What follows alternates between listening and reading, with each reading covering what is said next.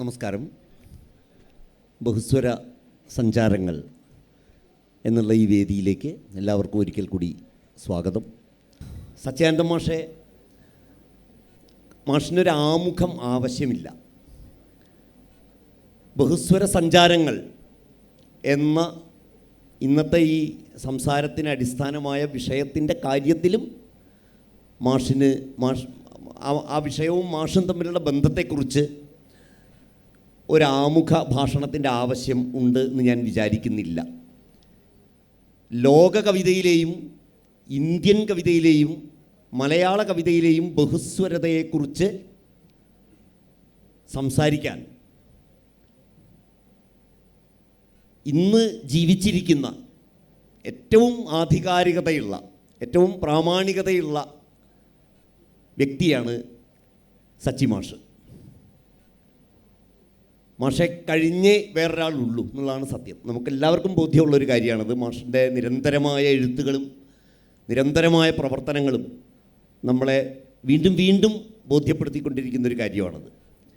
അപ്പം ഞാൻ ഈ സെഷൻ തുടങ്ങുന്നത് പ്രത്യേകിച്ച് ആമുഖമൊന്നും ഇല്ലാതെ ഞാൻ ഒരു ചെറിയ കവിത വായിച്ചുകൊണ്ട് തുടങ്ങാം. ആ കവിത സച്ചി മാഷിൻ്റെ കവിതയുമല്ല, എൻ്റെ കവിതയുമല്ല. സച്ചി മാഷെക്കുറിച്ചോ അല്ലെങ്കിൽ സച്ചി മാഷെ പറ്റി സച്ചി മാഷെ പരിഭാഷപ്പെടുത്തിയ കവിതയോ ഒന്നുമല്ല. ഒരു കവിത ചൊല്ലി തുടങ്ങാം. ഇതൊരു തമിഴ് കവിതയാണ്.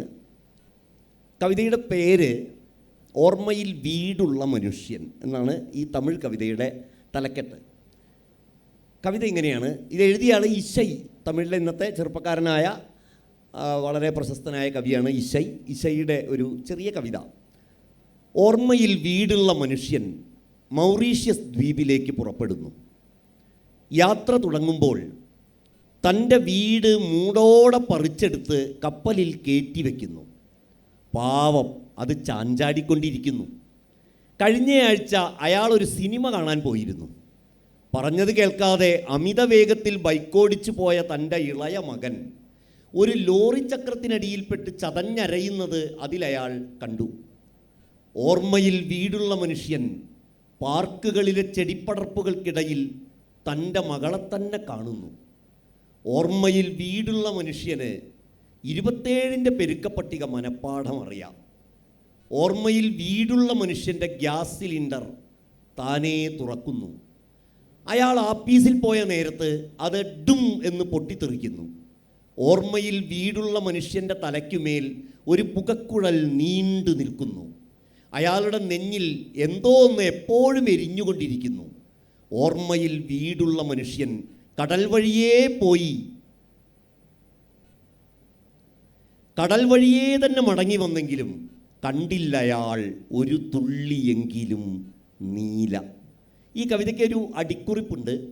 അതിങ്ങനെയാണ്: സച്ചിദാനന്ദൻ്റെ ഓർമ്മയിൽ കാടുള്ള മൃഗം എന്ന കവിത ഓർമ്മിച്ച് ഞാനിതിവിടെ ചൊല്ലിയത് വേറൊന്നിനും വേണ്ടിയല്ല.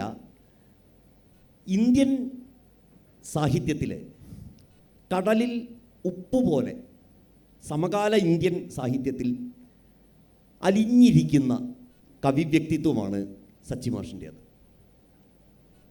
ഒരു തമിഴ് കവി ഒരു കവിത എഴുതുമ്പോൾ ഈ കവിത നിങ്ങൾ ശ്രദ്ധിച്ച് കാണും. ഇത് സച്ചി മാഷെ ഏതെങ്കിലും തരത്തിൽ സച്ചി മാഷയുടെ കവിതയെ അഡ്രസ്സ് ചെയ്യുന്നൊരു കവിതയൊന്നുമല്ല. അങ്ങേരൊരു സ്വതന്ത്രമായ രചന നടത്തിയതാണ്. പക്ഷേ അപ്പോഴും ആ സ്വതന്ത്രമായ രചനയിലും അതിനടിയിൽ ഒരു തമിഴ് കവിതയുടെ സ്വതന്ത്രമായ ഒരു തമിഴ് കവിയുടെ സ്വതന്ത്രമായ ഒരു കവിതയുടെ അടിയിൽ സച്ചി മാഷിൻ്റെ കവിത ഇങ്ങനെ എന്താ പറയുക, ഒരു നീരോട്ടം പോലെ ഒഴുകുന്നു. അതുകൊണ്ടാണ് ഞാൻ വിശേഷിപ്പിച്ച് കടലിൽ ഉപ്പ് പോലെ ഇന്ത്യൻ കവിതയിൽ അലിഞ്ഞിരിക്കുന്ന ഒരു കവി വ്യക്തിത്വമാണ് സച്ചി മാഷിൻ്റേതെന്ന്.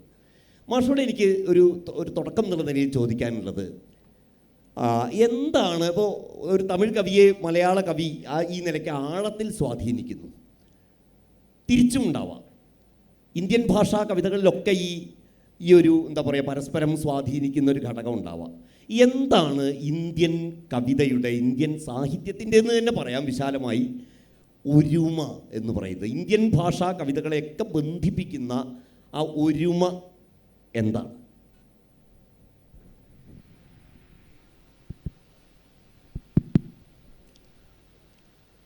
രാമൻ വായിച്ച കവിത ഞാൻ ആദ്യമായി കേൾക്കുകയാണ്. വലിയ സന്തോഷമുണ്ട്. തമിഴിൽ എൻ്റെ 3-4 പുസ്തകങ്ങളുണ്ട്. ഒരുപക്ഷെ അവയൊക്കെ ആ കവിതയുടെയും തമിഴിലെ ചില പുതിയ കവികളുടെയും രചനകളുടെയും അടിയിലുണ്ട് എന്ന് വരാം. ഇന്ത്യൻ കവിതയുടെ ചരിത്രം ആരംഭിക്കുന്നത് എവിടെ നിന്ന് നമുക്ക് കണ്ടെത്തുക അനായാസമല്ല. ആദിവാസികളുടെ കവിതയിൽ നിന്ന്, ഇന്ത്യയിൽ ആദ്യം കുടിയേറിപ്പാർത്ത, ആഫ്രിക്കയിൽ നിന്നും അറേബ്യയിൽ നിന്നും കുടിയേറിപ്പാർത്ത മനുഷ്യരുടെ പാട്ടുകളിൽ നിന്ന്, അതിനുശേഷം ഇവിടെ വന്ന സാഗ്രോ കർഷകർ ഉൾപ്പെട്ട ആളുകളുടെ 7000-നും 3000-നും ഇടയ്ക്ക് മറ്റൊരു 65,000 വർഷം മുമ്പ് വന്നവരാണ് എന്ന് ധാരാളം തെളിവുകളോട് സമീപകാലത്ത് സ്ഥാപിക്കപ്പെട്ടിട്ടുണ്ട്. അതിനുശേഷം വന്ന ഈ മെഡിറ്ററേനിയൻ പ്രദേശത്തു നിന്നും വന്ന ആളുകളുടെ കവിതകൾ, പിന്നീട് വന്ന ഇൻഡോ ആര്യൻ ഭാഷകൾ സംസാരിക്കുന്ന, ആര്യൻ എന്നൊരു വംശമില്ല, ഇൻഡോ ആര്യൻ ഭാഷകൾ സംസാരിക്കുന്ന ആളുകളുടെ കവിതകൾ, ഇവയൊക്കെ ആയിരിക്കണം ഇന്ത്യൻ കവിതയ്ക്ക് തുടക്കം കുറിച്ചത്. ഇവയ്ക്കെല്ലാം ഒരു പൊതുഘടകത്തെ കണ്ടെത്തുക അനായാസമാണ് എന്ന് ഞാൻ കരുതുന്നില്ല. പക്ഷേ നിശ്ചയമായും ഇന്ത്യയിൽ നിന്നുണ്ടായ കവിത എന്ന നിലയ്ക്ക് ഇന്ത്യയുടെ പ്രകൃതി, ഇന്ത്യയുടെ കാലാവസ്ഥ, ഇന്ത്യയിലെ മാറി മാറി വരുന്ന മനുഷ്യാവസ്ഥ, ഇന്ത്യയുടെ ചരിത്രത്തിലെ വിവിധങ്ങളായ ഘട്ടങ്ങൾ, എവിടെയോ ഇന്ത്യൻ തത്വചിന്ത എന്ന് നമുക്ക് അത് വളരെ ബഹുസ്വരം തന്നെയാണ് ഇന്ത്യൻ തത്വചിന്തയിലെ ചില ഘടകങ്ങൾ, ഇവിടെയൊക്കെ സ്വാധീനം ഒരുപക്ഷെ ഇന്ത്യൻ കവികളിൽ പൊതുവായി കാണാൻ നമുക്ക് കണ്ടേക്കും. എന്നാൽ അതേസമയം തന്നെ ഓരോ ഭാഷയിലെയും കവിതയിൽ, ഓരോ കവിയുടെയും കവിതയിൽ തന്നെ നമുക്ക് അനേകം സ്വരങ്ങൾ കേൾക്കാൻ കഴിയും. ഞാൻ സമീപകാലത്ത് എഴുതിയ കവിത ഒരു സമന്വയ കല എന്ന പേരിലൊരു പ്രസംഗമായിരുന്നു. അത് പിന്നീട് ലേഖനമായിട്ട് എഴുതുകയുണ്ടായി. അതിൽ ഞാൻ കുമാരനാശാൻ ഉൾപ്പെടെയുള്ള, വൈലോപ്പള്ളി ഉൾപ്പെടെയുള്ള മലയാള കവികളുടെ വിവിധ കവിതകൾ ഉദ്ധരിച്ചുകൊണ്ട്, ഇവരൊന്നും ഒരൊറ്റ ശൈലിയിൽ എഴുതിയ ആളുകളായിരുന്നില്ല, ഓരോ കവികളിലും തന്നെ അനേകം കവികൾ പ്രവർത്തിച്ചിരുന്നു എന്ന് തെളിവുകളോടെ പറയാൻ ശ്രമിച്ചിട്ടുണ്ട്. ആശാൻ്റെ തന്നെ ദുരവസ്ഥയിൽ ഉപയോഗിക്കുന്ന ഒരു ഭാഷയല്ല കരുണയിൽ, അല്ലെങ്കിൽ അദ്ദേഹത്തിൻ്റെ ആദ്യകാലത്തെ ചില സ്തോത്രങ്ങളിലുള്ള ഭാഷയല്ല. വീണപൂവ് എത്തുമ്പോഴേക്കും തന്നെ അത് മാറാൻ തുടങ്ങുന്നുണ്ട്. ഇത് ഓരോ കവിയെക്കുറിച്ച് നമുക്ക് പറയാൻ കഴിയും. പലതരത്തിലുള്ള ഭാഷകൾ നമ്മുടെ ഓരോ കവിയും തന്നെ ഉപയോഗിക്കുന്നുണ്ട്. ആ അർത്ഥത്തിൽ അടിത്തട്ടിൽ ചെല്ലുമ്പോൾ നമുക്ക് അതിൻ്റെ ഈ വ്യത്യാസങ്ങൾ, അല്ലെങ്കിൽ അനേകം സ്വരങ്ങൾ നമുക്ക് കേൾക്കാൻ കഴിയും. ഇത് അനന്തമൂർത്തി ഒരിക്കൽ ഞാൻ പലപ്പോഴും ഉദ്ധരിക്കാറുള്ളതാണത്. ഇന്ത്യൻ സാഹിത്യത്തെക്കുറിച്ചൊക്കെ പറയുമ്പോൾ അദ്ദേഹം പറയുന്നുണ്ട്, ഇന്ത്യൻ സാഹിത്യത്തിൻ്റെ ഒരുമ അന്വേഷിച്ച് ചെല്ലുമ്പോൾ നാം അതിൻ്റെ പലമയിൽ എത്തിച്ചേരുന്നു. അതിൻ്റെ പലമ അന്വേഷിച്ച് ചെല്ലുമ്പോൾ അവയെല്ലാം ഒന്നിപ്പിക്കുന്ന ചില ഘടകങ്ങളിൽ, അതിൻ്റെ ഒരുമയിൽ നാം എത്തിച്ചേരുകയും ചെയ്യുന്നുവെന്ന്.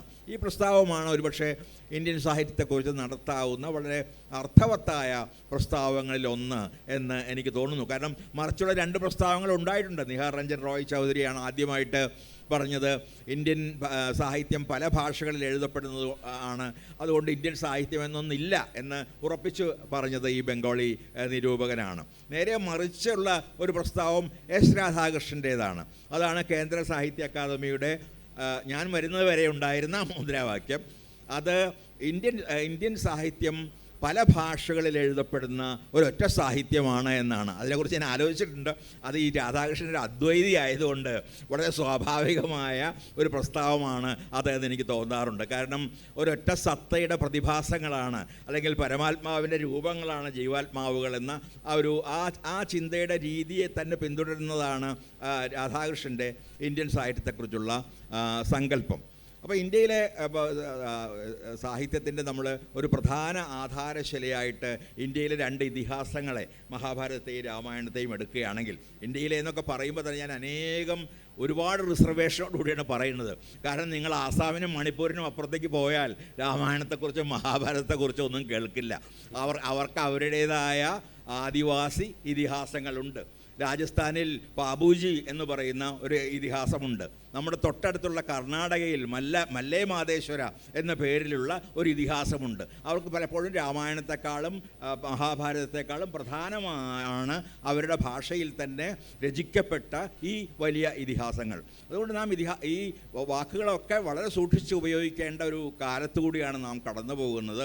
അപ്പോൾ ഇന്ത്യ എന്ന് പറയുമ്പോഴൊക്കെ തന്നെ എൻ്റെ മനസ്സിൽ വരുന്നത് ഇന്ത്യയിലെ ഈ പറഞ്ഞ വ്യത്യാസങ്ങളാണ്. രാമായണത്തെക്കുറിച്ചൊക്കെ പറഞ്ഞാൽ അത് ദീർഘമായിട്ട് പറയേണ്ട കാര്യങ്ങളാണ്. ഞാൻ അതിലേക്ക് പതുക്കെ വരാം. മാഷ് രാമായണത്തെ പറ്റി പറഞ്ഞത് ഇതുകൊണ്ട് മാഷിൻ്റെ ഒരു കവിത പെട്ടെന്ന് ഓർമ്മ വരികയാണ്, പല രാമന്മാരെ കുറിച്ചുള്ളൊരു കവിത.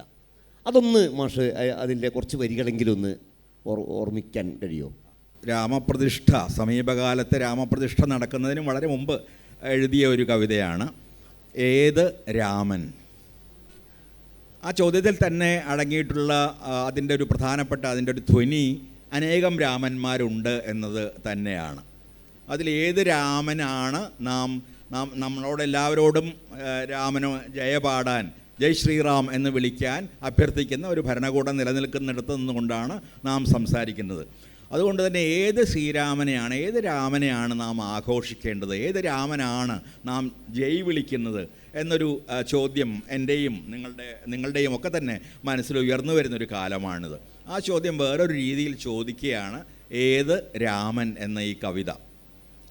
ഏതു രാമന് ജയ ജയ പാടണം ഞങ്ങൾ, രാജധാനി തന്നീറ്റില്ലത്തിൽ വത്സല അമ്മ മൂളുന്ന താരാട്ടിൻ്റെ ഈണത്തിൽ വെള്ളിത്തൊട്ടിലാടിയും മയങ്ങിയും പൂവിടും കിനാക്കാട്ടിലേറിയും പാൽപുഞ്ചിരി പൊഴിക്കും പൊന്നുണ്ണിക്കോ. അതൊരു രാമൻ. മാമുനി വസിഷ്ഠനിൽ നിന്ന് ഋഗ്വേദത്തിലെ ശാന്തിമന്ത്രത്തിൻ പൊരുൾ തിരക്കും കുമാരനോ. കാമികൾ അരജന്മാരണിചേർന്നിടം തീവ്രപ്രേമശക്തിയാൽ വില്ലുമുറിച്ച യുവാവിനോ. താതകൽപ്പനയ്ക്കൊത്ത് കാടുപൂകിയ സംഘഹീനനാം കിരീടാവകാശിക്കോ. പ്രിയയ്ക്കായി പൊന്മാനിനെ തേടിപ്പോയ കാമുകമനസ്സിനോ. ഒടുവിൽ സരയുവിൽ പാപമോചനം തേടി ജലസ്പന്ദത്തിൻ വേഗം കൂട്ടിയോരഴലിനോ. ഇതെൻ്റെ രാമൻ്റെ സരയു പ്രവേശത്തെ പറ്റിയുള്ളൊരു സങ്കല്പമാണ്. പാപമോചനം അന്വേഷിക്കാൻ അദ്ദേഹം ചെയ്തത് സീതയെ ഉപേക്ഷിച്ചതിലുള്ള പശ്ചാത്താപത്തിനുള്ള പരിഹാരം കൂടിയായിരുന്നു സരയു പ്രവേശം എന്നത് ചിലർക്ക് അത്രമേൽ ഇഷ്ടപ്പെടാത്തൊരു വ്യാഖ്യാനമായിരിക്കാം. പക്ഷെ അങ്ങനെയാണ് എനിക്ക് തോന്നിയിട്ടുള്ളത്. ഏതു രാമന് ജയ ജയ പാടണം ഞങ്ങൾ. ഇനി മറ്റൊരു രാമനാണ്, ഈ സമീപകാലത്ത് ഉയർന്നു വന്നിട്ടുള്ള ഒരു രാമനാണ്. ഞാൻ അറിയുന്നു നിങ്ങൾ നായകനാക്കും രാമൻ, കോമള ശിശുവല്ല, ജിജ്ഞാസുവാകും ചെറുബാലനുമല്ല, ആദർശ സോദരനല്ല, സീതാകാമുകനല്ല, കാട്ടിൽ തൻ ശിരസ് അവളുടെ മോഹകം അടിത്തട്ടിൽ ചായ്ച്ചിടും പതിയല്ല, കാകനായി വരും ഇന്ദ്രപുത്രൻ്റെ കൊക്കാൽ സീതാപാദത്തിൽ മുറിവേറ്റ ചോരയാൽ കോപാകുലം വ്യാകുലം ജ്വാലാരൂപിയായൊരു ദർഭപ്പുല്ലാൽ പാപിയെ ഓടിക്കുന്ന രക്ഷകവരനല്ല, കാട്ടിലെ സുഖമന്വേഷിച്ച സോദരനോട്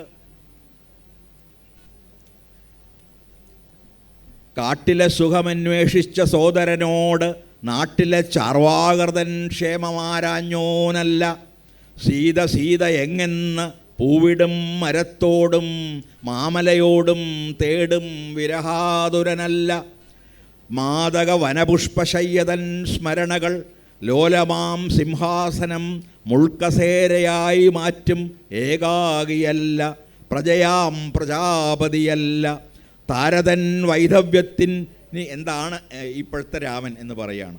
താരതൻ വൈധവ്യത്തിൻ മിഴിനീരിനാൽ ശൂദ്രതാപസൻ തൻ ചോരയാൽ ധർമ്മമെന്നെഴുതിയോൻ, പ്രേമാർദ്രം സ്വയം മറന്നവനെ സമീപിച്ച സ്ത്രീയുടെ രക്തത്തിനാൽ അതിനെ പൊലിപ്പിച്ചോൻ, അയൽരാജാവിനോട് പൊരുതാൻ അയൽനാട് മുഴുവൻ കാടും മേടും മുടിക്കും രണപ്രിയൻ, ഇവന്നു പ്രിയം കാട്ടിൻ ചേലല്ല നായാട്ടല്ലോ, ഇവന്നു നേരെ വിരൽ ചൂണ്ടുവോർ വധാർഹരും. ഏതു രാമന് ജയ ജയ പാടണം ഞങ്ങൾ, രാവണരെന്നേ നിങ്ങൾ വിളിച്ചു നിന്ദിക്കുന്ന കേവല മനുഷ്യർ. നിങ്ങൾക്കായി ചിറകെട്ടും വാനരർ ഞങ്ങൾ, തിരിച്ചേകുക ഞങ്ങൾക്കായി ജാതക കഥയിലെ ആയുധം വെടിഞ്ഞൊരു രാമനെ. തിരിച്ചേകുക ഞങ്ങൾക്കായി ജാതക കഥയിലെ ആയുധം വെടിഞ്ഞൊരു രാമനെ. കബീറിൻ്റെ രാമനെ, മഹാത്മാവിൻ രാമനെ, മിശിഹായും അള്ളായുമായുള്ളോനെ. തിരിച്ചേകുക ഞങ്ങൾക്ക് ജാതക കഥയിലെ ആയുധം വെടിഞ്ഞൊരു രാമനെ, കബീറിൻ്റെ രാമനെ, മഹാത്മാവിൻ രാമനെ, മിശിഹായും അള്ളായുമായുള്ളോനെ. ഇവന് പ്രിയം കാടിൻ ചേലല്ല നായാട്ടല്ലോ എന്ന് ആണ് മാഷ് ഈ കവിതയിൽ ഇന്ന് ഉയർത്തിപ്പിടിക്കുന്ന രാമനെക്കുറിച്ച് പറയുന്നത്. ഇവന് പ്രിയം കാടിൻ ചേലല്ല നായാട്ടല്ലോ. കവിത അവസാനിക്കുന്നത് കബീറിനെ കുറിച്ചും പറഞ്ഞുകൊണ്ടാണ് കവിത അവസാനിക്കുന്നത്. മാഷ് കബീർ ഉൾപ്പെടെയുള്ള ഇന്ത്യൻ ഭക്തി സാഹിത്യം മലയാളത്തിലേക്ക് വളരെ വിപുലമായി തന്നെ പരിഭാഷപ്പെടുത്തിയിട്ടുള്ള ആളുമാണ്. ഇന്ത്യൻ ഭക്തി സാഹിത്യം എന്ന് പറയുമ്പോൾ അതിൻ്റെ വൈവിധ്യങ്ങളോട് കൂടിയിട്ട്, ഇപ്പോൾ ബുള്ളേ ഷായുടെ പുസ്തകം ആണ് തുക്കാറാമിൻ്റെ പുസ്തകമാണ് എനിക്ക് തോന്നുന്നു അവസാനം ഇറങ്ങിയ പുസ്തകം. അതിന് തൊട്ട് മുമ്പ് ബുള്ളേ ഷായുടെ കവിതകളുടെ പരിഭാഷ വരികയുണ്ടായി. ഇന്ത്യൻ ഭക്തിപ്രസ്ഥാനമെന്ന് വിളിക്കാൻ പാടില്ല എന്ന് മാഷ് എഴുതി കണ്ടിട്ടുണ്ട്. ഭക്തിപ്രസ്ഥാനമെന്ന് വിളിക്കുന്നത് തിരിഞ്ഞു നോക്കുമ്പോൾ നമുക്ക് പറയാൻ കഴിയുന്ന ഒരു വിശേഷണം മാത്രമാണ്. എങ്ങനെയാണ് ഈ മാഷ് ഇതിനെക്കുറിച്ച് സ്വന്തം കവിതയിൽ തന്നെ സ്വാംശീകരിച്ചിട്ടുള്ള വളരെ മുമ്പ് തന്നെ, വളരെ നേരത്തെ തന്നെ അക്ക മഹാദേവിയെക്കുറിച്ചും ഒക്കെ കവിതകൾ, ഭക്തിപ്രസ്ഥാനത്തിലെ പ്രധാനപ്പെട്ട കവികളെക്കുറിച്ചൊക്കെ തൻ്റെ കവിത കൊണ്ട് തന്നെ അവരിലേക്ക് നിറഞ്ഞിട്ടുള്ള കവിയാണ് സച്ചി മാഷ്. മാഷ് എങ്ങനെയാണ് ഇന്ത്യയിലെ ഈ ഭക്തി കവികളെ, ഭക്തി പ്രസ്ഥാനം എന്ന് ഞാൻ വിശേഷിപ്പിക്കുന്നില്ല, കാണുന്നത്? ഭക്തി കവിതകൾക്ക് പൊതുവായുള്ള ഒരു സ്വഭാവമല്ല, പല സ്വഭാവങ്ങൾ. അതിലൊന്ന്, അത് പൗരോഹിത്യത്തെ ചോദ്യം ചെയ്യുന്നു എന്നതാണ്. മിക്കവാറും എല്ലാ ഭക്തി കവികൾ മാത്രമല്ല സൂഫി കവികളും ചെയ്ത പ്രധാനപ്പെട്ട വിപ്ലവകരം എന്ന് ഞാൻ വിചാരിക്കുന്ന ഒരു കാര്യം, നാം പലപ്പോഴും ഒരു മതത്തെ സംബന്ധിച്ചിടത്തോളം ബ്രാഹ്മണ്യം എന്ന് വിളിക്കുന്ന തരത്തിലുള്ള പല വർണ്ണങ്ങളിലാണ് മനുഷ്യർ നിലനിൽക്കുന്നതെന്നും അതിന് ഏറ്റവും മുകളിലൊരു വർണ്ണവും താഴെ ഒരു വർണ്ണവും ഉണ്ടെന്നും ഈ വർണ്ണങ്ങളൊന്നുമില്ലാത്ത അദൃശ്യരായ മറ്റൊരു മനുഷ്യവൃന്ദമുണ്ടെന്നും ഒക്കെയുള്ള ആ സങ്കല്പത്തെ, അപ്പോൾ ചാതുർവർണ്ണ്യത്തെയും ബ്രാഹ്മണ്യത്തെയും പൗരോഹിത്യാധികാരത്തെയും പാസ്റ്ററൽ പവർ എന്ന് ഫൂക്കോ അതിനെക്കുറിച്ച് പറയുന്നുണ്ട്. പൗരോഹിത്യാധികാരം, ഈ പൗരോഹിത്യാധികാരത്തെയും ചോദ്യം ചെയ്യുന്നവരായിരുന്നു ഈ കവികളെല്ലാം തന്നെ. ഒപ്പം തന്നെ അവർ, ഞാൻ നേരത്തെ സൂചിപ്പിച്ച വർണ്ണവ്യവസ്ഥയെ ചോദ്യം ചെയ്തു, ജാതി വ്യവസ്ഥയെ ചോദ്യം ചെയ്തു, പുരുഷാധീശത്വത്തെ ചോദ്യം ചെയ്യുകയും ലിംഗസമത്വത്തെക്കുറിച്ച് പറയുകയും ചെയ്തു. ആ കവികൾ മാത്രമല്ല, അതിൽ സ്ത്രീകളായ കവികളും ഉണ്ടായിരുന്നു. നമുക്കറിയാവുന്നതുപോലെ അക്ക മഹാദേവിയെ പോലുള്ള കവികൾ, ലാൽദത്തിനെ പോലുള്ള കവികൾ ഉണ്ടായിരുന്നു. അവരൊക്കെ ഈ രണ്ടുപേരെക്കുറിച്ച് പറയുന്നത് രണ്ടുപേരും നഗ്നരായാണ് നടന്നിരുന്നത് എന്നാണ്. അവരെക്കുറിച്ചുള്ള എല്ലാ ഐതിഹ്യങ്ങളും പറയുന്നത് അവർ വസ്ത്രം തന്നെ ഉപേക്ഷിച്ചിരുന്നു. അത് പ്രധാനമായും അത് സ്ത്രീയെ സംബന്ധിച്ചിടത്തോളം അത് ലജ്ജ ഉപേക്ഷിക്കുക, ഈ സ്ത്രീക്ക് മാത്രമായി നൽകപ്പെട്ടിട്ടുള്ള ഈ ലജ്ജ എന്ന വികാരത്തെ ഉപേക്ഷിക്കുകയും സ്വന്തം ശരീരത്തെ തന്നെ നിർമ്മമമായി നോക്കാനുള്ള ഒരു കഴിവ് സ്വയം ഉണ്ടാക്കിയെടുക്കുകയും ചെയ്യുക എന്നതാണ്. അങ്ങനെ ആ രീതിയിലുള്ള ഒരു വലിയ വിപ്ലവമാണ് ഈ കവികൾ ഒന്നിച്ചു നടത്തി. അതോടൊപ്പം തന്നെ പറയേണ്ട ഏറ്റവും പ്രധാനമായ കാര്യം, നാട്ടു ഭാഷകളെ സാഹിത്യ ഭാഷകളാക്കി ഉയർത്തുന്നതിൽ ഈ കവികൾക്കെല്ലാം ഉണ്ടായിരുന്ന പങ്കാണ്. നമ്മൾ എഴുത്തച്ഛനെ ഭാഷാപിതാവ് എന്ന് മാനിക്കുന്നത് ദ്രാവിഡ പദങ്ങളുടെയും സംസ്കൃത പദങ്ങളുടെയും ഒരു അപൂർവമായ ചേരുവയിലൂടെ ഒരു സവിശേഷമായ മലയാള രൂപം സൃഷ്ടിച്ചു എന്നതുകൊണ്ടാണ്. ഇതേ കർമ്മമാണ് തന്താങ്ങളുടെ ഭാഷകളിൽ ഈ കവികൾ വാസ്തവത്തിൽ അനുഷ്ഠിച്ചത്. കബീർ കബീറിൻ്റെ ഭാഷ, കബീർ എഴുതിയിരുന്നത് ഇന്നത്തെ ഹിന്ദിയിലല്ല. ഞാനത് അതിനെ ഞാൻ വിസ്തരിച്ച് കടക്കുന്നില്ല, രാമനുമായി ഞാൻ പറഞ്ഞില്ല, അങ്ങനൊരു ഭാഷയില്ല. അത് വാസ്തവത്തിൽ അത് അനേകം ഭാഷകളാണ്, അവയൊക്കെ ചേർത്ത് നാം വിളിക്കുന്ന ഒരു പേര് മാത്രമാണ് ഹിന്ദി എന്നത്. അതിൽ ബ്രജുണ്ട്, അവധിയുണ്ട്, രാജസ്ഥാനിയെപ്പോലും ഹിന്ദിയായി കണക്കാക്കുന്നുണ്ട്, ബീഹാറിയുണ്ട്, ബനാറസിയുണ്ട്, ഛത്തീസ്ഗഡിയുണ്ട്. ഇവയൊക്കെ ചേർത്താണ് നമ്മൾ പലപ്പോഴും, അല്ലെങ്കിൽ ഹിന്ദിയുടെ വക്താക്കൾ പലപ്പോഴും ഹിന്ദി എന്ന് വിളിക്കുന്നത്. എന്നാൽ കബീർ ഈ ബ്രജ് ഭാഷ ഉപയോഗിച്ച സമ്പ്രദായം പിന്നീട് ഹിന്ദി ഒരു സ്വതന്ത്ര ഭാഷയായി ഉയർന്നപ്പോൾ അതിൻ്റെ പ്രധാനപ്പെട്ട അടിസ്ഥാനമായി മാറി. ഇത് ഓരോ കവിയെക്കുറിച്ചും, പല ഭാഷകളിലെ കവികളെക്കുറിച്ചും പറയാവുന്നതാണ്. ബസവയെക്കുറിച്ച്, അല്ലെങ്കിൽ ലല്ലേശ്വരിയെക്കുറിച്ച്, അല്ലെങ്കിൽ തുക്കാറാമിനെക്കുറിച്ച്, നാമദേവനെക്കുറിച്ച്, അനേകം പേരുകളിലേക്ക് പോകാവുന്നതാണ് എനിക്ക്.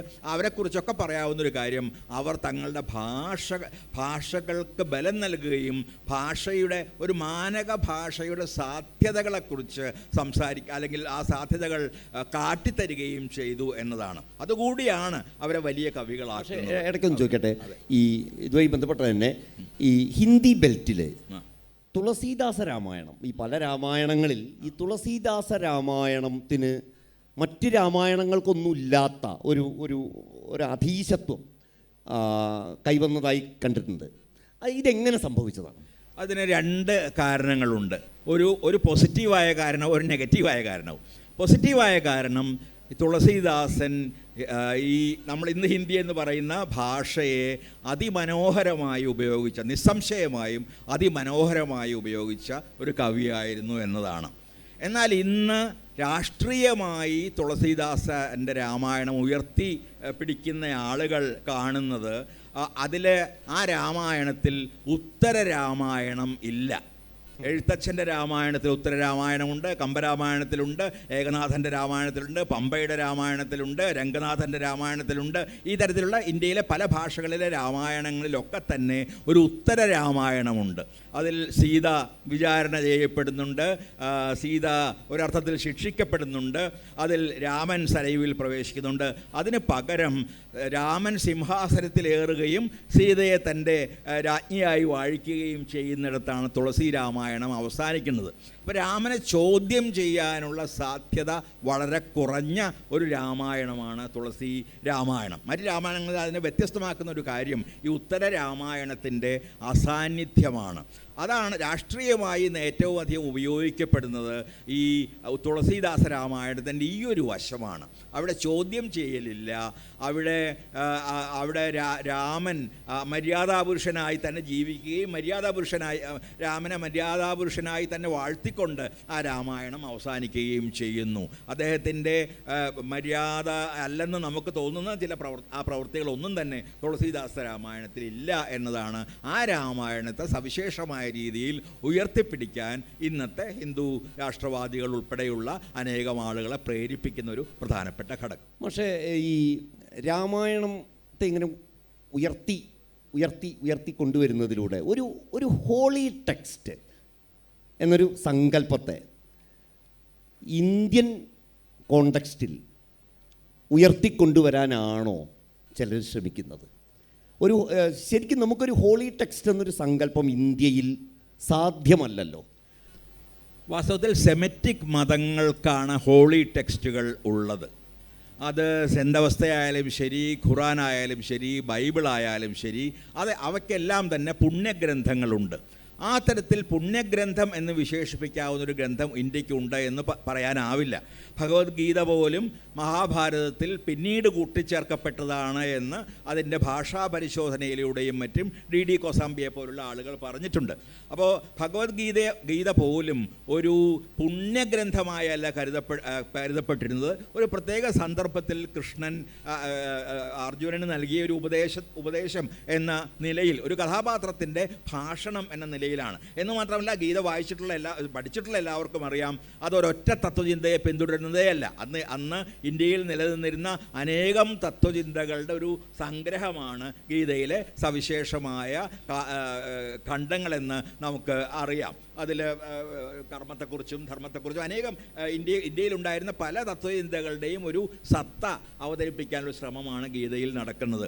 അല്ലെങ്കിൽ രാമായണത്തെയും മഹാഭാരതത്തെയും ഒക്കെ തന്നെ ഇതിഹാസങ്ങൾ എന്ന നിലയിലാണ് ഇന്ത്യക്കാർ, പഴയ ഇന്ത്യൻ പണ്ഡിതരുൾപ്പെടെ കണ്ടിരുന്നത്. ഇന്ത്യക്കാർ മാത്രമല്ല, നമ്മൾ ഇന്ത്യ എന്ന് പറയുമ്പോൾ വാസ്തവത്തിൽ രാമായണത്തിൻ്റെ പാരമ്പര്യം ഒരു സൗത്ത് ഏഷ്യൻ, ദക്ഷിണേഷ്യൻ പാരമ്പര്യമാണ്. അത് പോളാർ റിച്ച്മാൻ്റെയും അല്ലെങ്കിൽ ഫാദർ കാമിൽ ബുൽക്കയുടെയും AK രാമാനുജൻ്റെയും ഒക്കെ പഠനങ്ങൾ വായിച്ചിട്ടുള്ളവർക്കറിയാം. അത് ദക്ഷിണേഷ്യയിൽ മുഴുവൻ പരന്നു കിടക്കുന്ന ഒരു പാരമ്പര്യമാണ്. ഒരു പാരമ്പര്യം എന്ന് പറയുമ്പോൾ അതൊരു പല പാരമ്പര്യങ്ങളാണ് എന്നും വാസ്തവത്തിൽ നമ്മൾ ബഹുസ്വരതയെക്കുറിച്ച് കൂടി സംസാരിക്കുന്നുണ്ട്. പല പാരമ്പര്യങ്ങളാണ് എന്നും പറയേണ്ടി വരും. കാരണം ഈ രാമായണങ്ങൾക്കെല്ലാം പൊതുവായുള്ളത് ദശരഥ പത്നിമാർ, രാമൻ ഉൾപ്പെടെയുള്ള ദശരഥ പുത്രർ, ഒരു രാമായണത്തിൽ ഒരു ദശരഥ പുത്രിയുമുണ്ട്, രാമനൊരു സഹോദരിയുണ്ട്.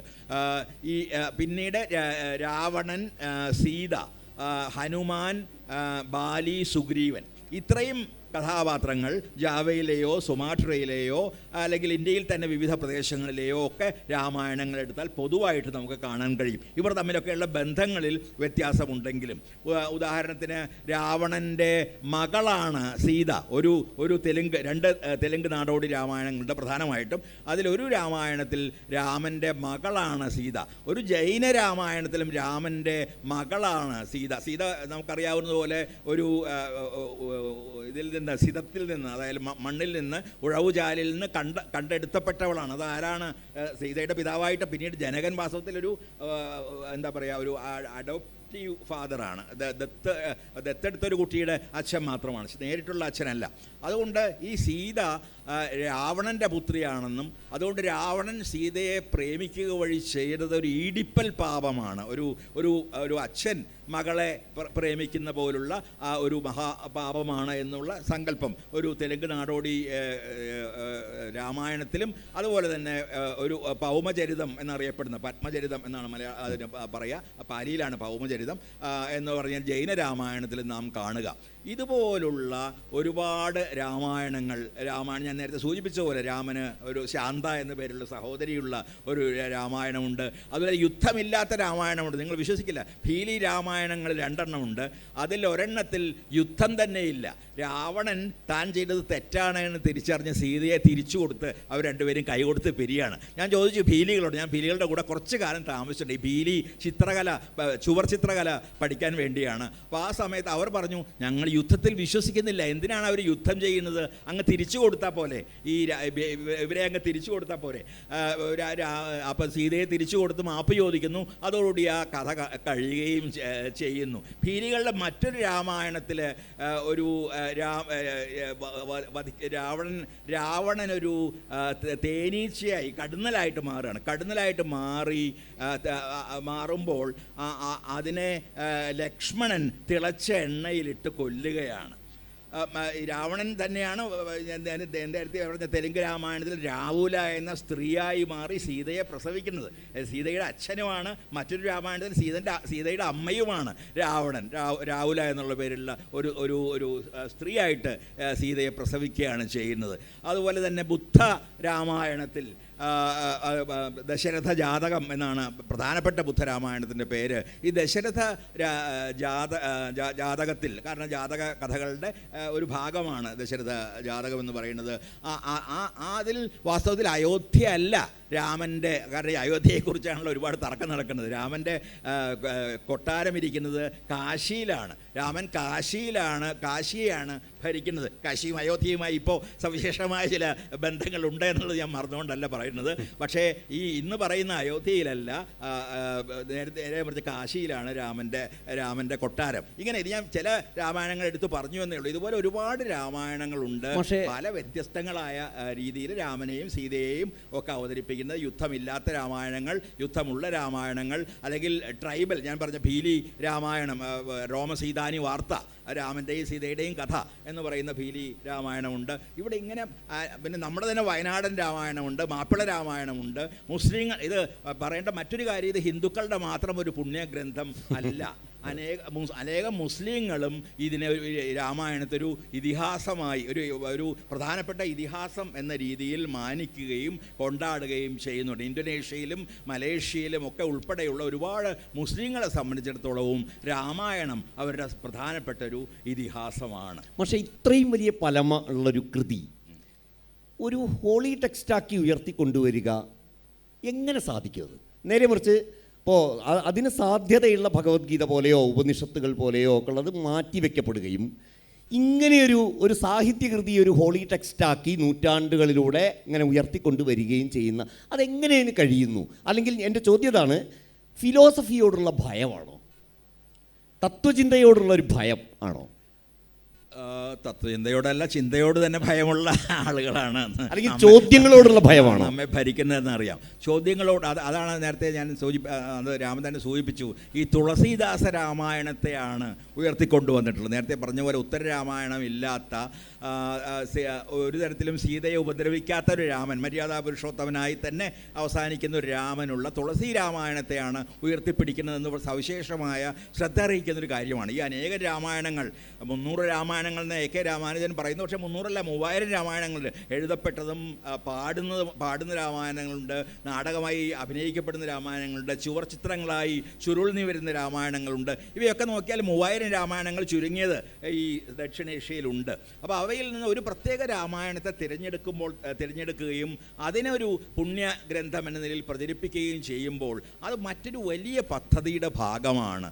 സെമറ്റിക് മതങ്ങളെപ്പോലുള്ള ഒരു മതമായി ഈ വളരെ വൈവിധ്യമുള്ള ഹിന്ദുക്കൾ എന്ന് വിളിക്കപ്പെട്ടു പോകുന്ന വിഭാഗത്തെ, അത് വിദേശികൾ വിളിച്ചൊരു പേരാണ്, ആ വിഭാഗത്തെ മാറ്റിയെടുക്കണമെങ്കിൽ അതിന് സെമറ്റിക് മതങ്ങളുടെ ചില ആചാരങ്ങൾ ഉണ്ടാവേണ്ടതുണ്ട്. അതിലൊന്ന് ഒരു പ്രവാചകൻ വേണം.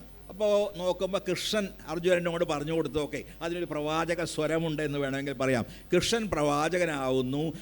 ഗീതയും രാമായണവും ഗീതയും പുണ്യഗ്രന്ഥമായി തന്നെ കരുതപ്പെടുന്നുണ്ട്. അതോടൊപ്പം തന്നെ രാമായണവും നമ്മുടെ ഒരു പുണ്യ ഇതിഹാസമായി മാറുന്നു. അതിലെ രാമൻ വളരെ ശക്തനായ ഒരു ഭരണാധികാരിയാണ്, അതേസമയം പ്രജാസ്നേഹിയായ ഒരു ഭരണാധികാരിയുമാണ്.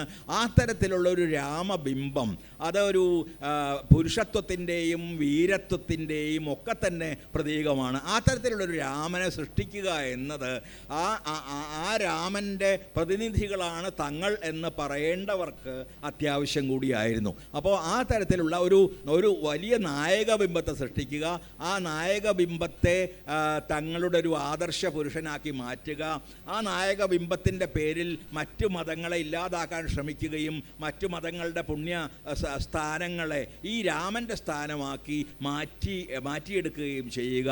ഇതിനുള്ള വളരെ ആസൂത്രിതമായ ഒരു പരിശ്രമത്തിലൂടെയാണ് ഈ രാമായണം ഈ രീതിയിലുള്ള ഒരു പുണ്യ ഗ്രന്ഥമായി മാറുന്നത്. അത് ഇതിഹാസമാണെന്ന കാര്യത്തിൽ സംശയമില്ല. അനേകം മാനങ്ങളുള്ള, അനേക രീതിയിൽ വായിക്കപ്പെടാവുന്ന, അനേക രീതിയിൽ വായിക്കപ്പെട്ടിട്ടുണ്ട്. നമ്മുടെ സാറാ ജോസഫ് ഉൾപ്പെടെയുള്ള ആളുകൾ സ്ത്രീകളുടെ ഭാഗത്ത് നിന്ന് രാമായണത്തെ വായിക്കാനുള്ള ശ്രമം നടത്തിയിട്ടുണ്ട്. അനേക രീതിയിൽ മറ്റു ഭാഷകളിലും അത്തരം ശ്രമങ്ങൾ ഉണ്ടായിട്ടുണ്ട്. പക്ഷേ അതിനെല്ലാം അപ്പുറം ഈ വൈവിധ്യത്തെ എല്ലാം നിശബ്ദമാക്കുക, അതെല്ലാ ഫാസിസങ്ങളുടെയും ഒരു പ്രധാന സ്വഭാവമായി ചോംസ്കി പോലുള്ള ആളുകൾ പറയുന്നുണ്ട്. വൈവിധ്യങ്ങളെ ഇല്ലാതാക്കുക, ബഹുസ്വരതയെ ഇല്ലാതാക്കുക, പല മതങ്ങൾ, പല വംശങ്ങൾ, പല ഭാഷകൾ, പല പ്രാദേശിക സംസ്കാരങ്ങൾ, പല ആചാരങ്ങൾ, അനുഷ്ഠാനങ്ങൾ, പല രീതിയിലുള്ള പ്രത്യയശാസ്ത്രങ്ങൾ, ഇവയൊക്കെ നിശബ്ദമാക്കിക്കൊണ്ട് മാത്രമേ ഏത് തരത്തിലുള്ള സമഗ്രാധിപത്യത്തിനും ഉയർന്നു വരാൻ കഴിയുകയുള്ളൂ. അത് ഇടത് സമഗ്രാധിപത്യമായാലും വലത് സമഗ്രാധിപത്യമായാലും ഈ വൈവിധ്യങ്ങളെ അമർച്ച ചെയ്യുക എന്നത് അവയുടെ ഒരു പൊതു സ്വഭാവമാണ്. അതുകൊണ്ട് ആ വൈവിധ്യങ്ങളെ അമർച്ച ചെയ്യാനുള്ള ശ്രമത്തിൻ്റെ ഭാഗമായിട്ടാണ് ഇങ്ങനെയുള്ളൊരു ഒരു പുണ്യഗ്രന്ഥം ഉണ്ടാവുക, ഒരു പ്രവാചകൻ ഉണ്ടാവുക, ചില അടിസ്ഥാന തത്വങ്ങൾ, സംസാരം അല്ലെങ്കിൽ പരമാത്മാവ്, ജീവാത്മാവ്, ഇങ്ങനെയുള്ള ചില കാര്യങ്ങൾ അടിസ്ഥാന തത്വമാക്കി മാറ്റുക.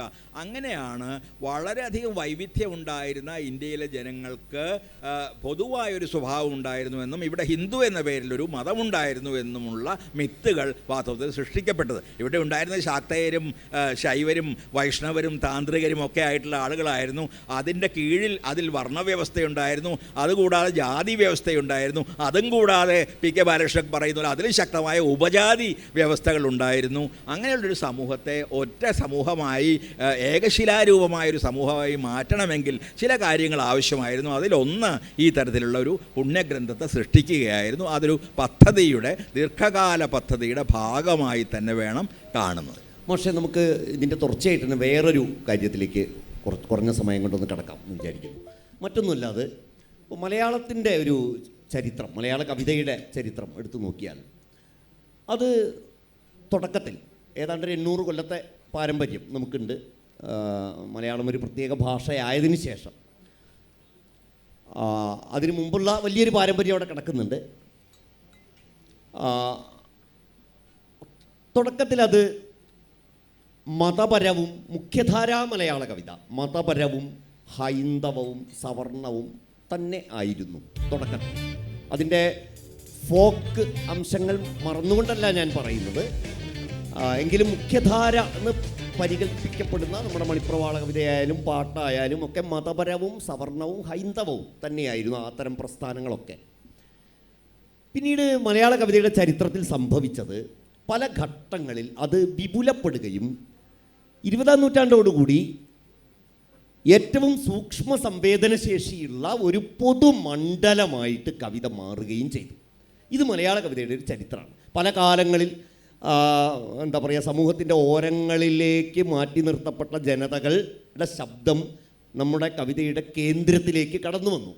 പല പല കാലങ്ങളിൽ സംഭവിച്ചിട്ടുണ്ട്, നിരന്തരം സംഭവിച്ചിട്ടുണ്ട്, ഇപ്പോഴും സംഭവിച്ചു കൊണ്ടിരിക്കുന്നു. ഇതേ രീതി തന്നെയാണോ മറ്റിന്ത്യൻ സാഹിത്യങ്ങളും വളർന്നത്? അതൊരു വളരെ വളരെ പ്രസക്തമായ ഒരു ചോദ്യമാണ്. വാസ്തവത്തിൽ നമ്മൾ നേരത്തെ പറഞ്ഞു, മലയാള സാഹിത്യത്തിൻ്റെ പിതാവായി കരുതുന്നത് എഴുത്തച്ഛനെയാണ്. എഴുത്തച്ഛനെ കുറിച്ച് എടശ്ശേരി എഴുതിയ പ്രണാമം എന്ന കവിത രാമന് അറിയുന്നുണ്ടാവും, നിങ്ങളിൽ മലയാളികൾക്കെല്ലാം അറിയാം. അത് ആ പ്രണാമത്തിൽ എടശ്ശേരി പറയുന്ന ഒരു പ്രധാനപ്പെട്ട കാര്യമുണ്ട്. ഈ ബ്രാഹ്മണ്യത്തെ അല്ലെങ്കിൽ വർണ്ണവ്യവസ്ഥയെ സ്വന്തം എഴുത്താണി കൊണ്ട് കുത്തിമുറിച്ച ശേഷമാണ് എഴുത്തച്ഛൻ എന്ന ശൂദ്രൻ രാമായണം എഴുതിയത് എന്ന്. അപ്പോൾ അവിടെ തൊട്ട് ആരംഭിക്കുന്നുണ്ട് ഈ നമ്മൾ പാർശ്വവൽക്കരിച്ച വിഭാഗങ്ങളുടെ കടന്നുവരവ്. ഒരു ശൂദ്രനാണ്, ഒരു ശൂദ്രൻ്റെ രാമായണം എന്ന് പറയുന്നത് ഒരുപക്ഷെ ഉത്തരേന്ത്യക്കാർക്ക് ആലോചിക്കാൻ പോലും കഴിയില്ല. അതുകൂടാതെയാണ് നമുക്ക് ആദിവാസി രാമായണം പോലുള്ള രാമായണങ്ങളൊക്കെ ഉണ്ട്. സമീപകാലത്താണ് അവയൊക്കെ കണ്ടെത്തപ്പെടുകയും ആഘോഷിക്കപ്പെടുകയും ചെയ്തതെങ്കിലും അവയുണ്ട്. ഗണേഷ് ദേവിയെ പോലെ ഇന്ത്യൻ സാഹിത്യത്തെ ആഴത്തിൽ പഠിക്കാൻ ശ്രമിച്ചിട്ടുള്ള ആളുകൾ പറയുന്ന ഒരു കാര്യം, ഇന്ത്യൻ സാഹിത്യം ക്രമേണ ജനാധിപത്യവൽക്കരിക്കപ്പെടാൻ ആരംഭിക്കുന്നത് ഈ രീതിയിൽ ഓരോ കാലത്തും അകറ്റി നിർത്തപ്പെട്ട മനുഷ്യരുടെ കടന്നുവരവോടുകൂടിയാണ്. അദൃശ്യരാക്കപ്പെട്ടിരുന്ന മനുഷ്യർ ദൃശ്യരാക്കപ്പെടുന്ന, അത് ജനാധിപത്യത്തിൻ്റെ തന്നെ ഒരു സ്വഭാവമാണ്. അത്തരം സന്ദർഭത്തിലാണ് ഇന്ത്യൻ സാഹിത്യം വാസ്തവത്തിൽ ഒരു ജനാധിപത്യപരമായ ഒരു സാഹിത്യമായി, ബഹുസ്വരമായ ഒരു സാഹിത്യമായി മാറുന്നത് എന്ന്. അത് സമീപകാലത്ത് നാം കണ്ടത്, അതിനൊരു ദീർഘചരിത്രമുണ്ടെങ്കിലും, ഒന്ന് സ്ത്രീകൾ ധാരാളമായി കടന്നു വരാൻ ആരംഭിക്കുന്നു. ഇതുപോലെ അദൃശ്യരാക്കപ്പെട്ട അല്ലെങ്കിൽ അധികാരം കൊണ്ട്, പുരുഷാധികാരം കൊണ്ട് അടിച്ചമർത്തപ്പെട്ട ഒരു വിഭാഗം എന്ന നിലയിൽ സ്ത്രീകൾ ധാരാളമായി കടന്നു വരുന്നത് നാം കാണുന്നു. ഇത് മുമ്പിൽ ഉണ്ടായിട്ടില്ലെന്നല്ല, ആദിവാസി കവിതകളിൽ പലതും രചിക്കപ്പെട്ടത്. എന്തിന് നമ്മുടെ തന്നെ പല കൊയ്ത്തുപാട്ടുകൾ, വെറ്റിലപ്പാട്ടുകൾ മുതലായിട്ടുള്ള നാടോടി പാട്ടുകളുടെ പലതിൻ്റെയും രചയിതാക്കൾ സ്ത്രീകളായിരിക്കാനുള്ള നല്ല സാധ്യതയുണ്ട്. അതിന് കൃത്യമായ തെളിവൊന്നുമില്ലെങ്കിലും അതിൻ്റെ ഭാഷയിൽ നിന്നുമൊക്കെ കണ്ടെടുക്കാവുന്ന തെളിവുകളുണ്ട്. പക്ഷേ സമീപകാലത്ത് നാം കൂടുതൽ സ്ത്രീവാദികളായ കവികൾ എന്ന് പറയാവുന്ന രീതിയിൽ കവികൾ ധാരാളമായിട്ട് കടന്നു വരുന്നു.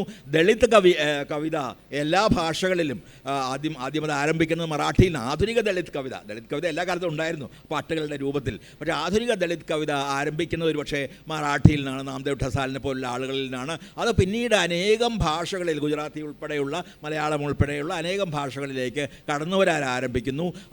പിന്നീട് ആദിവാസികളായ എഴുത്ത് കവികൾ നമുക്കുണ്ടാകുന്നു, വാമൊഴി കവികൾ ഉണ്ടായിരുന്നു, എഴുത്ത് കവികൾ നമുക്കുണ്ടാകുന്നു.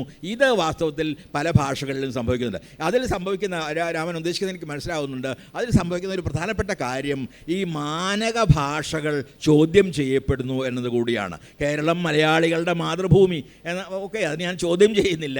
പക്ഷേ ഈ മലയാളി ആരാണ്? ഈ മലയാളം സംസാരിക്കുന്ന ആളുകളുടെ മാത്രം ഭൂമിയാണോ ഈ കേരളം എന്നൊരു പ്രധാനപ്പെട്ട ചോദ്യമുണ്ട്. ഞങ്ങളുടെ സമീപകാലത്ത് കേരള സാഹിത്യ അക്കാദമി ആദ്യമായിട്ടാണ് ഒരു ബഹുഭാഷാ സംഗമം നടത്തി. അത് മഞ്ചേശ്വരത്ത് വെച്ച്. കാരണം അതൊരു അതിന് പറ്റിയൊരു പ്രദേശമാണ്. കാരണം അവിടെ കന്നഡ സംസാരിക്കുന്ന ആളുകൾ, തുളു സംസാരിക്കുന്ന ആളുകൾ, ബാര എന്ന ഭാഷ സംസാരിക്കുന്ന ആളുകൾ, ആദിവാസി ഭാഷകൾ സംസാരിക്കുന്ന ആളുകൾ, തമിഴ് സംസാരിക്കുന്ന ആളുകൾ, നമ്മൾ പറയുന്ന തരത്തിലുള്ള മലയാളം സംസാരിക്കുന്ന ആളുകളൊക്കെ ജീവിക്കുന്ന ഒരു പ്രദേശമാണ്, ഒരു ബഹുഭാഷാ പ്രദേശമാണ് അത്. അപ്പോൾ എന്നാൽ ആ അർത്ഥത്തിൽ മാത്രമല്ല ഈ ബഹുഭാഷിത്വം നിലനിൽക്കുന്നത് മലയാളത്തിനകത്ത് കമ്മ്യൂണിറ്റി ലാംഗ്വേജസ് എന്ന് പറയാവുന്ന സമുദായ ഭാഷകളുണ്ട്. പ്രാദേശിക ഭാഷകളെന്ന് വേറൊരർത്ഥത്തിൽ, അല്ലെങ്കിൽ ഉപപ്രാദേശിക ഭാഷകളെന്ന് പറയാവുന്ന നമുക്കറിയാതെ തിരുവിതാംകൂർ ഭാഷയും കൊച്ചി ഭാഷയും അതിനെക്കുറിച്ച് CB രാമൻ പിള്ളയെക്കുറിച്ചുള്ള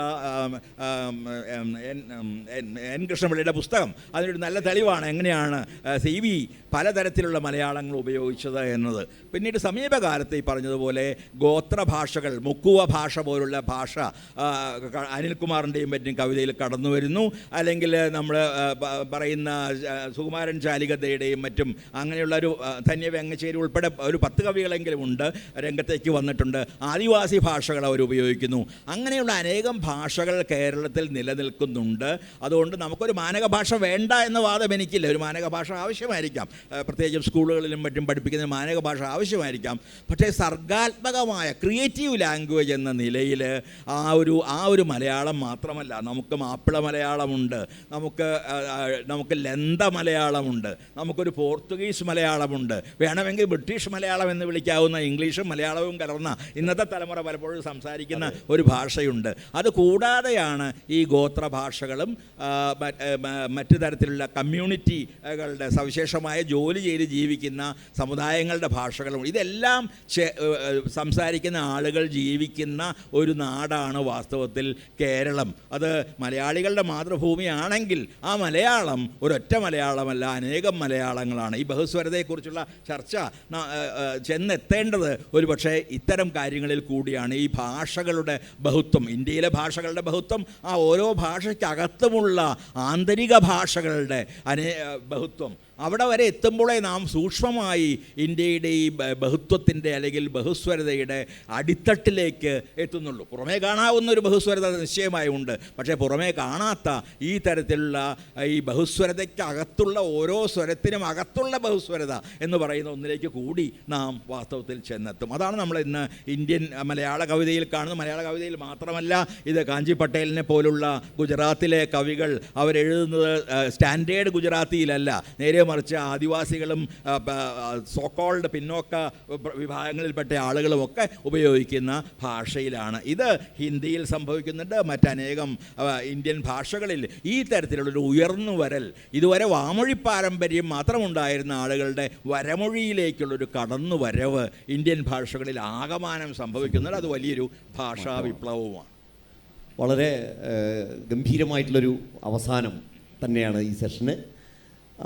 പക്ഷേ നമുക്ക് അറിയാം, ബഹുസ്വര സഞ്ചാരങ്ങൾ എന്ന തലക്കെട്ടിന് താഴെ ഇനി നമുക്ക് ഒരുപാട് കാര്യങ്ങൾ സംസാരിക്കാനുണ്ട്. തുടങ്ങിയിട്ടേ ഉള്ളൂ. ലോകസാഹിത്യത്തിലേക്ക് നമ്മൾ കടന്നില്ല. കാരണം മാഷയുടെ ഏറ്റവും പ്രധാനപ്പെട്ടൊരു ഒരു ലഹരി എന്ന് തന്നെ പറയുന്നത് ലോകസാഹിത്യത്തിൻ്റെ വായനയും അതിൻ്റെ പരിഭാഷയൊക്കെയാണ്. അതിലേക്കൊന്നും നമുക്ക് കടക്കാനുള്ള സമയം നമുക്കിവിടെ ഉണ്ടായില്ല. നമ്മൾ പ്രധാനമായിട്ടും ഇന്ത്യൻ സാഹിത്യത്തെക്കുറിച്ചാണ് സംസാരിച്ചത്. അതിലൂടെ മലയാള സാഹിത്യത്തിലെ ആ ബഹുസ്വരത എന്നുള്ളൊരാശയത്തിൽ മാഷ് ഈ ചർച്ച കൊണ്ടുവന്ന് അവസാനിപ്പിച്ചു. നമ്മളിത് നിർത്തുകയാണ്. ഈ ഓഡിയൻസിൻ്റെ ഭാഗത്തു നിന്നുള്ള ചോദ്യങ്ങളുടെ ഒരു സമയമാണ്. എൻ്റെ പേര് കൃഷ്ണകുമാർ മരത്തടി. അവന് പ്രിയം കാടിൻ്റെ ചേലല്ല നായാട്ടല്ലോ എന്ന് തുടങ്ങുന്ന രാമനെ പറ്റിയുള്ള ഒരു സഞ്ചാരത്തിലൂടെയാണ് നമ്മൾ തുടങ്ങിയത്. ഈ സഞ്ചാരത്തിന് നിമിത്തമാവുകയോ പാത്രമാവുകയോ ചെയ്തത് പി രാമൻ എന്നറിയപ്പെടുന്ന മലയാളത്തിൻ്റെ ഏറ്റവും നല്ല ഒരു കവിയും അതുപോലെ തന്നെ നിരൂപകനുമാണ്. ലോകകവിയായ സച്ചിദാനന്ദ മാഷ് ബഹുസ്വര സഞ്ചാരങ്ങളെക്കുറിച്ച് പറഞ്ഞപ്പോൾ ബഹുസ്വര സഞ്ചാരങ്ങളിലേക്ക് പോയോ എന്നുള്ള ഒരു സംശയം എനിക്കുണ്ട്. ഇത് ഒരു ഏകസ്വര സഞ്ചാരമായിട്ടാണ് എനിക്ക് തോന്നിയത്. രാമൻ മാഷ് പറഞ്ഞത് ഒട്ടൊക്കെ രാമായണത്തെക്കുറിച്ച് മാത്രമാണ്. ബഹുസ്വര സഞ്ചാരത്തിൻ്റെ പാതയിലേക്ക് ഇത് പോയി കണ്ടില്ല. എൻ്റെ ഒരു വീക്ഷണമാണ്, ശരിയാകാം തെറ്റാകാം. പക്ഷേ രാമനെ പർവ്വതീകരിച്ച് കാണുന്ന ഒരു സമൂഹത്തിലാണ് നാം ജീവിക്കുന്നത് എന്നത് ശരിയാണ്. പക്ഷേ രാമൻ ഭാരതീയൻ്റെ ഒരു വലിയ ബിംബം ആണ് എന്ന കാര്യം നമ്മൾ വിസ്മരിക്കുവാൻ പാടില്ല. എംബസി കാലം എഴുതിയ ശ്രീ മുകുന്ദൻ സാറ് നമുക്ക് അടുത്തുണ്ട്. അങ്ങനെ വലിയ ഒരു സദസ്സിൻ്റെ മുമ്പിൽ വെച്ച് ബഹുസ്വര സഞ്ചാരം നടത്താൻ നമുക്കായില്ല എന്നുള്ള ഒരു ഖേദത്തോടു കൂടി കേരള ഗാനത്തെക്കുറിച്ച് എന്ത് പറയാനുണ്ട് എന്നൊരു കുസൃതി ചോദ്യം കൂടി ചോദിച്ചുകൊണ്ട് അവസാനിപ്പിക്കട്ടെ. വാസ്തവത്തിൽ എനിക്ക് തോന്നുന്നു ഞാൻ ആദ്യം വായിച്ച കവിതയിൽ അതിനുള്ള ഉത്തരമുണ്ട് എന്ന്. നമ്മൾ ഏത് രാമനെയാണ് നാം ഉയർത്തിപ്പിടിക്കേണ്ടത് അഥവാ ഉയർത്തിപ്പിടിക്കുന്നത് എന്നുള്ളൊരു പ്രധാനപ്പെട്ട ചോദ്യമുണ്ട്. നാം സമീപകാലത്തായി പോസ്റ്ററുകളിലും മറ്റും കാണുന്ന രാമൻ യുദ്ധവീരനായ, രണസന്നദ്ധനായ, അമ്പും വില്ലുമേന്തിയ ഒരു രാമനാണ്. ഈ രാമൻ മാത്രമാണോ യഥാർത്ഥ രാമൻ? സീതാകാമുകനായൊരു രാമൻ ഉണ്ടായിരുന്നില്ലേ? ഒരു ശിശുവായിരുന്ന രാമനുണ്ടായിരുന്നില്ലേ? സീതയെ ആക്രമിച്ച പക്ഷിയെ കൊന്നൊരു രാമനുണ്ടായിരുന്നില്ലേ?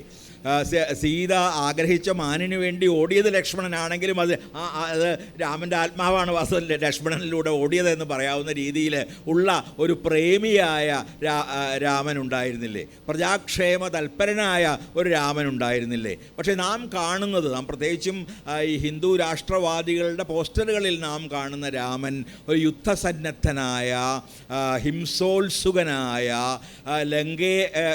തൻ്റെ സീതയെ വീണ്ടെടുക്കുന്നതിന് വേണ്ടി ലങ്കയിലെ സ്ത്രീകളെയും ലങ്കയിലെ പക്ഷികളെയും ലങ്കയിലെ വൃക്ഷങ്ങളെയും ഒക്കെ നശിപ്പിച്ച ആ തരത്തിലുള്ള ഒരു രാമൻ. അപ്പോൾ ഏത് രാമൻ്റെ ബിംബത്തെയാണ് നാം ഞാൻ രാമനെ നിഷേധിക്കുകയല്ല.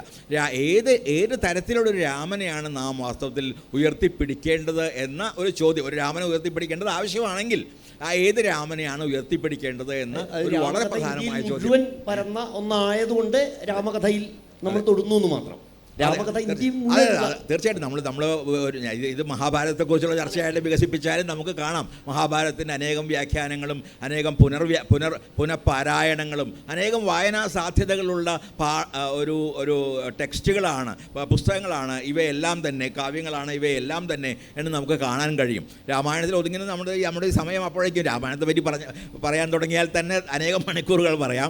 അപ്പോഴേക്കും നമ്മുടെ സമയം തീർന്നു എന്നതുകൊണ്ട് മാത്രമാണ്. വാസ്തവത്തിൽ ഈ പിന്നീടുള്ള കവിതയുടെ അല്ലെങ്കിൽ സാഹിത്യത്തിൻ്റെ വികാസം അല്ലെങ്കിൽ നമ്മുടെ സമൂഹത്തിൻ്റെ മുഴുവൻ തന്നെ ബഹുസ്വരത അതിനെക്കുറിച്ച് ധാരാളമൊക്കെ എഴുതിയിട്ടുള്ളത് കൊണ്ടാണ് ഞാൻ എന്ത് പറഞ്ഞാലും ആവർത്തനമായി പോകാവുന്ന രീതിയിൽ ഇതിനെക്കുറിച്ച് ധാരാളം എഴുതിയിട്ടുള്ളത് കൊണ്ടാണ് പല വിഷയങ്ങളെയും കടക്കാതിരുന്നത്. പക്ഷേ ഈ രാമൻ എന്നൊരു ബിംബത്തിൽ നമ്മൾ ചെന്ന് മുട്ടുമ്പോൾ ഏത് രാമൻ എന്ന ചോദ്യം വളരെ പ്രധാനമാണ്. നാം മുന്നോട്ട് വയ്ക്കുന്നത്, നാം ഇന്ത്യയുടെ ഗാന്ധി ഒരു രാമനെ മുന്നോട്ട് വെച്ചിരുന്നു എന്ന് നിങ്ങൾക്കറിയാം. ഗാന്ധിയെക്കുറിച്ച് എന്തെങ്കിലും വായിക്കാനോ പഠിക്കാനോ ഗാന്ധിയുടെ ജീവിതം അറിയാനോ ശ്രമിച്ചിട്ടുള്ള ആളുകൾക്കറിയാം ഗാന്ധി മുന്നോട്ട് വെച്ചിരുന്ന രാമൻ, അത് ഗാന്ധി വളരെ വ്യക്തമായി പ്രസ്താവിച്ചിട്ട് തന്നെയുണ്ട്. ഗാന്ധി മുന്നോട്ട് വെച്ചിട്ടുള്ള രാമൻ എന്ന് പറയുന്നത് ഏതെങ്കിലും ഒരു ഞാൻ മുന്നോട്ട് വയ്ക്കുന്നത് ഏതെങ്കിലും ഒരു മതത്തിൻ്റെ രാമനെ അല്ല. എനിക്ക് മതമില്ല. നാരായണ ഗുരു അവസാന കാലത്ത് പറഞ്ഞതുപോലെ തന്നെ ഗാന്ധിയും അവസാന കാലത്ത് പറഞ്ഞ പ്രധാനപ്പെട്ട കാര്യങ്ങളിൽ ഒന്ന്, ഞാൻ മതം എന്നതുകൊണ്ട് ഉദ്ദേശിക്കുന്നത് ഹിന്ദുമതം, ഇസ്ലാം മതം, ക്രിസ്തുമതം മുതലായ മതങ്ങളെയല്ല, മനുഷ്യൻ്റെ ആത്യന്തികമായ ആത്മീയതയെ തന്നെയാണ് എന്ന് അദ്ദേഹം പറയുന്നുണ്ട്. അതുപോലെ എൻ്റെ രാമൻ അത് ഒരേ സമയത്ത് മസ്തയും അള്ളായും യേശുവും എല്ലാമാണ് എന്ന് അദ്ദേഹം വളരെ വ്യക്തമായി തന്നെ പ്രസ്താവനയായി തന്നെ പറഞ്ഞിട്ടുണ്ട്. അത് വെറും ഒരു ഊഹമല്ല, അദ്ദേഹം പറഞ്ഞ കാര്യങ്ങളാണ്. അതുകൊണ്ട് ആ രാമൻ ഏതെങ്കിലും ഒരു മതത്തിൻ്റെ ബിംബമായ പ്രതീകമായ ഒരു രാമനല്ല, എല്ലാ മതങ്ങളുടെയും അല്ലെങ്കിൽ എല്ലാ മനുഷ്യരുടെയും ആത്മീയതയുടെ പ്രതീകമായ ഒരു രാമനാണ്. എല്ലാ മനുഷ്യരിലുമുള്ള ഒരു ആത്മീയത എന്നതുകൊണ്ട് ഞാൻ അതൊക്കെ പലപ്പോഴും പറഞ്ഞിട്ടുള്ള കാര്യങ്ങളാണ്. ഞാൻ ഉദ്ദേശിക്കുന്നത് മനുഷ്യനെ ജീവിതത്തിൻ്റെ രഹസ്യം അന്വേഷിക്കാൻ പ്രേരിപ്പിക്കുന്ന ഒരു സവിശേഷമായ ത്വരയെയാണ് പലപ്പോഴും നാം ആത്മീയത എന്ന് വിശേഷിപ്പിക്കുന്നത്. എന്താണ് ജീവിതത്തിൻ്റെ രഹസ്യം, എന്താണ് ജീവിതത്തിൻ്റെ അർത്ഥം, എന്താണ് പ്രപഞ്ചത്തിൻ്റെയും പ്രപഞ്ചങ്ങളുടെയും അർത്ഥം? ഈ അന്വേഷണമാണ്. ചിലപ്പോൾ അത് ദൈവങ്ങളിൽ ചെന്ന് നിൽക്കും, ചിലപ്പോൾ അത് ശാസ്ത്രത്തിൽ ചെന്ന് നിൽക്കും, ചിലപ്പോൾ തത്വചിന്തയിൽ ചെന്ന് നിൽക്കും. അവയുടെ എല്ലാം അടിയിൽ ഈ തരത്തിലുള്ളൊരു അഗാധമായൊരു ജീവിത അന്വേഷണ ത്വരയുണ്ട്. അതിനെയാണ്, ആ ഒരു ത്വരയെയും അതിൻ്റെ എല്ലാ ജ്ഞാനത്തിൻ്റെയും എല്ലാ കലയുടെയും പ്രഭവമായി നിൽക്കുന്ന ആ തരത്തിലുള്ള ഒരു രാമനെക്കുറിച്ചാണ് ഗാന്ധി സംസാരിച്ചത്. മതങ്ങളുണ്ടാകരുത് അത്തരത്തിലുള്ള ഒരു രാമനിൽ നിന്നാണ്. അത് ഏതെങ്കിലും ഒരു മതത്തിൻ്റെ രാമനെക്കുറിച്ചേ അല്ല. ഗാന്ധി ആവർത്തിച്ച് പറഞ്ഞിട്ടുള്ളൊരു കാര്യമാണത്. ഞാൻ പറയുന്ന രാമൻ ഒരു ചരിത്രപുരുഷനല്ല, അത് ഞാൻ മിത്തിൽ നിന്ന് കണ്ടെടുത്തൊരു രാമനല്ല, ഞാൻ ഉണ്ടാക്കിയെടുത്തൊരു രാമനാണ്. ആ രാമൻ തന്നെയാണ് അള്ളാഹ്, ആ രാമൻ തന്നെയാണ് മിശിഹ എന്ന് അദ്ദേഹം ആവർത്തിച്ച് പറയുന്നുണ്ട്. അതുകൊണ്ടാണ് ഏത് രാമൻ എന്ന ചോദ്യം ഇന്ന് വളരെ പ്രസക്തമാകുക. ഈ മതത്തിൻ്റെ പേരിൽ ഇന്ത്യയെ വിഭജിക്കാനുള്ള ശ്രമങ്ങൾ നടക്കുന്ന ഒരു കാലത്ത് ഒരു പക്ഷേ ഒരു വലിയ വംശഹത്യയുടെ വക്കത്ത് നിൽക്കുന്ന ഇന്ത്യയിൽ വെച്ച് നമുക്ക് ചോദിക്കാനുള്ള ഏറ്റവും പ്രധാനമായ ചോദ്യം, രാമനെക്കുറിച്ച് പറയുമ്പോൾ നമുക്ക് ചോദിക്കാനുള്ളൊരു ചോദ്യം ഏത് രാമനെക്കുറിച്ചാണ് നാം പറയുന്നത് എന്നത് തന്നെയാണ്.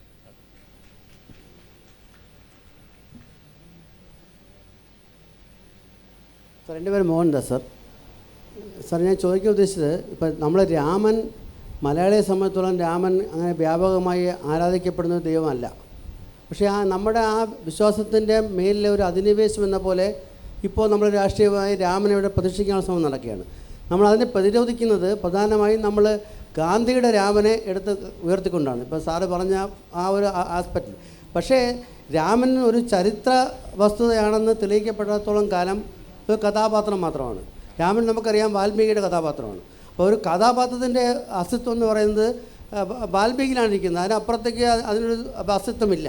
അപ്പോൾ സ്വാഭാവികമായും നമ്മൾ വാൽമീകിയുടെ രാമായണത്തിൽ കാണുന്ന രാമനല്ല ഇന്ന് നമ്മുടെ മുമ്പിൽ പ്രതിഷ്ഠപ്പെട്ടുകൊണ്ടിരിക്കുന്ന രാമൻ. അപ്പോൾ നമുക്ക് എന്തുകൊണ്ട് നമ്മൾ ഈ രാമനെ, ഈ രാമ പ്രതിഷ്ഠയ്ക്ക് ഒരു പ്രതിരോധമായി നമ്മൾ എന്തുകൊണ്ട് വാൽമീകിയുടെ രാമൻ, യഥാർത്ഥ രാമൻ, കാരണം ആ രാമായണത്തിലെ അധികാരത്തിൻ്റെ പ്രശ്നങ്ങളെയൊക്കെ വിമർശിക്കുന്ന രാമനാണ്. അതുകൊണ്ടാണ് നമ്മൾ ഒരുപക്ഷെ ആശാൻ്റെ സീത എന്ന് പറയുന്നത് വാൽമീകിയുടെ സീതയാണെന്ന് ഒക്കെ നമ്മൾ പറയുന്നത്. അപ്പോൾ സ്വാഭാവികം എന്തുകൊണ്ട് നമ്മൾ ഈ ഗാന്ധിയുടെ രാമനെ എടുത്ത് പ്രതിരോധിക്കുന്നതിന് പകരം വാൽമീകിയുടെ യഥാർത്ഥ രാമൻ എന്ന കഥാപാത്രത്തെ എടുത്ത് പ്രതിരോധിക്കാൻ നമുക്ക് കഴിയുന്നില്ല, ഇടതുപക്ഷത്തിന് പോലും?